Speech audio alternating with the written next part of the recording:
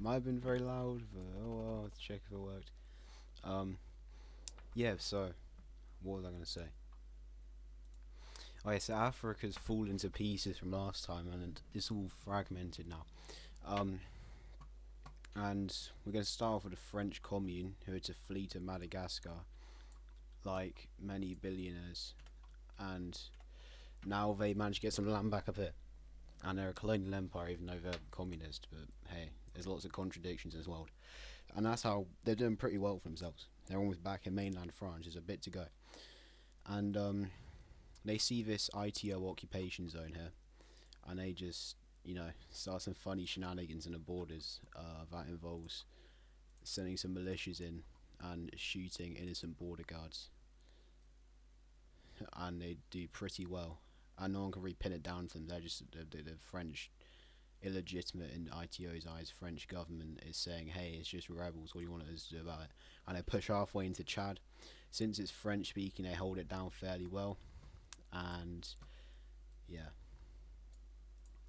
they clamp down on it and take it for themselves. And the West are very angry about this, and they tell um, the illegitimate French government to pull out, and they say no.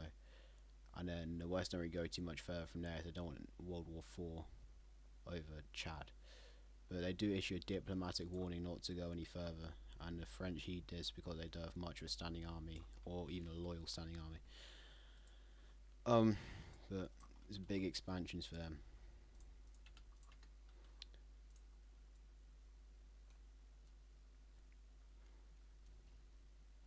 And Africa are getting pretty mad about being handed around, so they might see something there.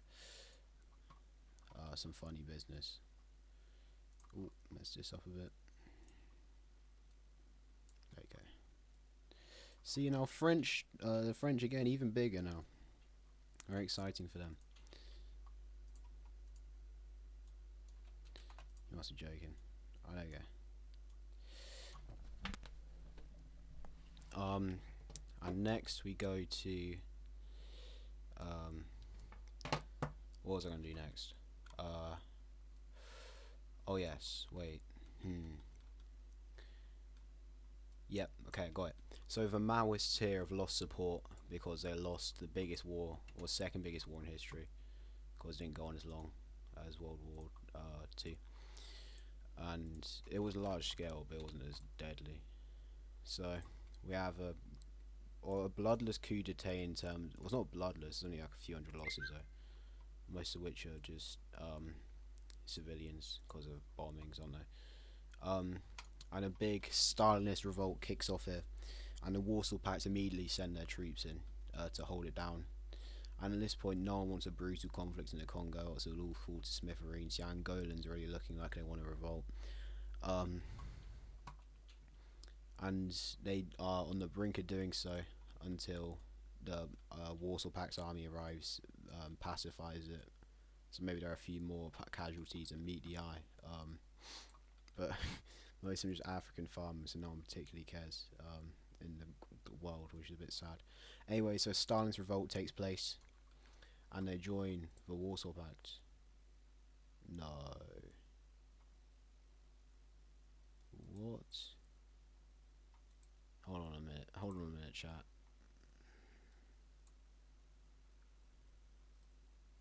I'm so confused. Why was that highlighted? But I still, I don't know. I don't really care this one.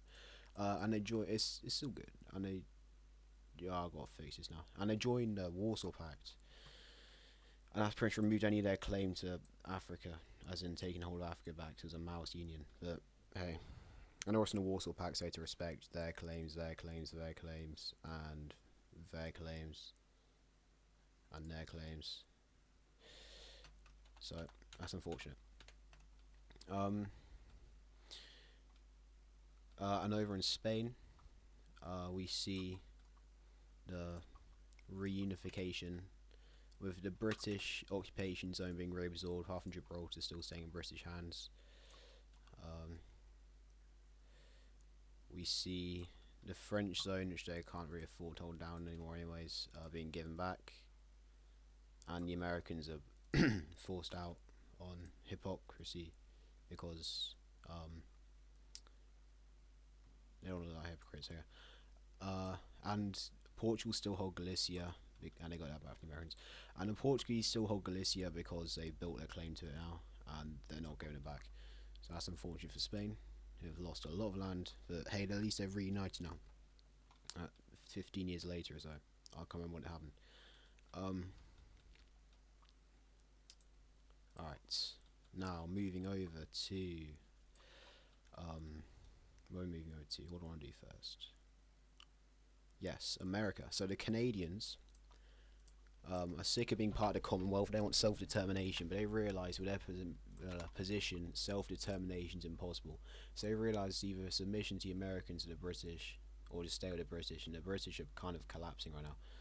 So the labour unions are organising. We might see a syndicalist uprising. Well, not syndicalist, that doesn't make much sense. I'm only just saying next to Kaiserreich.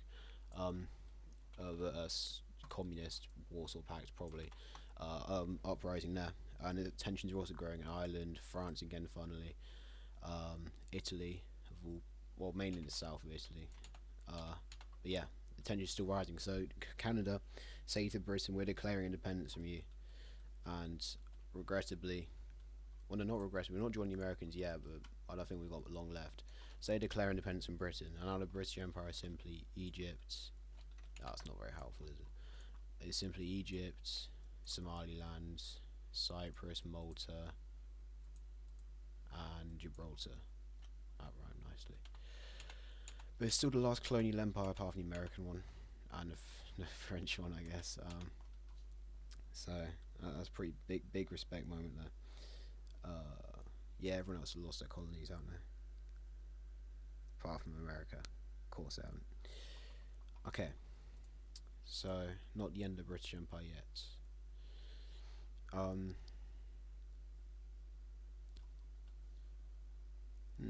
That wasn't it, yeah. This India here, the Indian commune, the remains of it. I don't know why I painted them brown, I'll be honest. There you go, red. Wanting to gain support and more of a foothold because the only real ally left in the world being Maoist is China, or this China, not that one, that one, that one, or that one. This is average China moment. There you go, and this as well.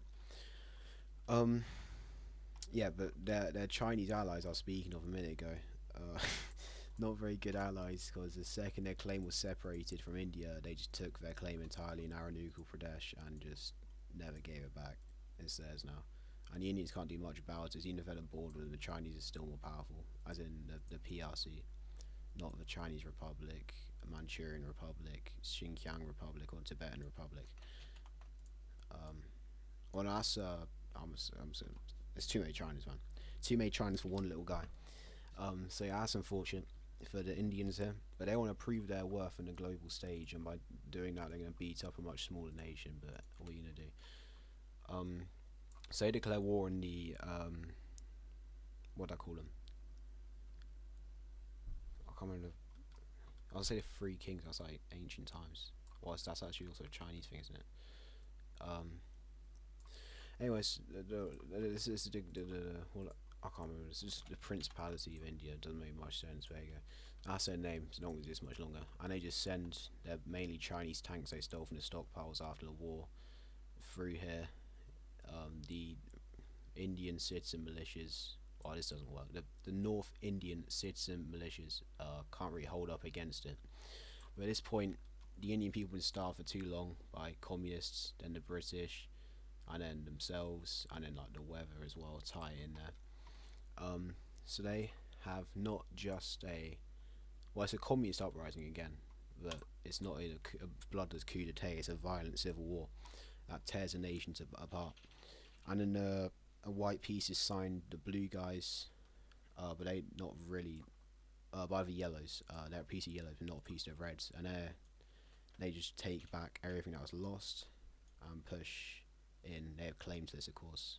I know I didn't do the red in the same colour. And they push across the border and take quite a bit of land, even spearheading down to the West Indian Sea. And then the yellows finish them off here and take Sri Lanka. And then the borders are that's a bit unfair. And else the kingdoms don't want to garrison all that, so they just only take a small portion of the West Indian coast. And they accept this is a worthy deal. And the Southern Commune signs a non-aggression pact with the North, and China definitely want to take advantage of a much more powerful Northern India, but not powerful enough to stop them. So, yeah, not a less confusing India, but more united. Oh no, it's not even more united, is it? Well, it's an India. I'll take that for sure.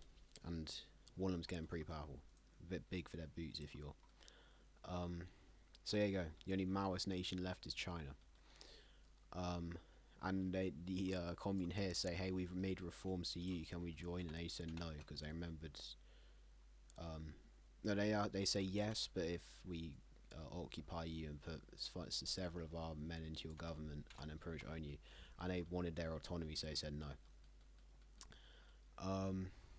Over here in Libya, a constitutional monarchy is formed. If you want the law, like the in-depth names, dates, blah blah blah, then read my thing that I'm going to put out, and then you know all the law in the world, my friend.